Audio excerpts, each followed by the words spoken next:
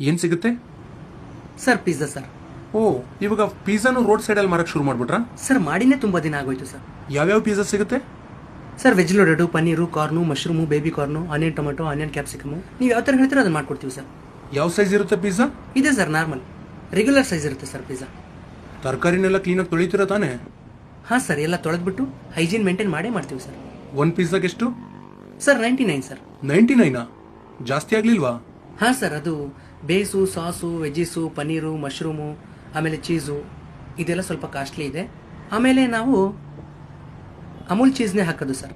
ಹಾಗಾಗಿ ನಮ್ಮದು maximum investment ಇದಕ್ಕೆ ಹೋಗ್ಬಿಡುತ್ತೆ. ಒಂದ್ ಪಿಜ್ಜಾಗೆ ಎಷ್ಟು ಲಾಭ ಬರುತ್ತೆ ನಿಮಗೆ?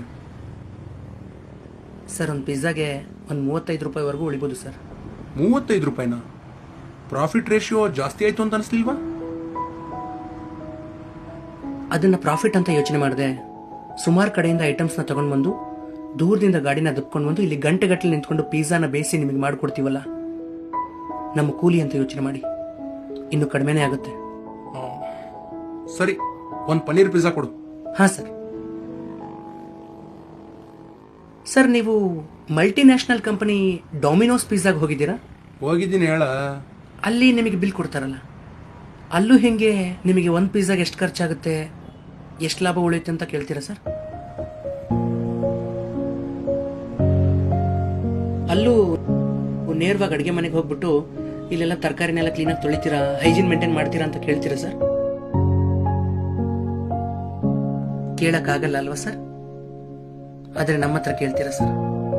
ಯಾಕೆಂದ್ರೆ ನಾವು ಫ್ರೀ ಸಿಗ್ತೀವಿ ಸರ್. ನೀವೇನು ಕೇಳಿದ್ರು ಮರ್ಯಾದೆಯಿಂದ ಉತ್ತರ ಕೊಡ್ತೀವಿ. ಪರವಾಗಿಲ್ಲ ಸರ್, ನಾವು ಹೇಳ್ತೀವಿ.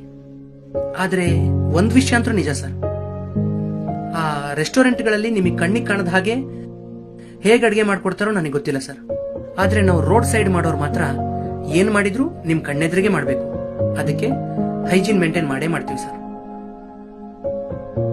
ಯಾಕಂದ್ರೆ ನಾವು ಹಸ್ತಿರೋರು ಸರ್.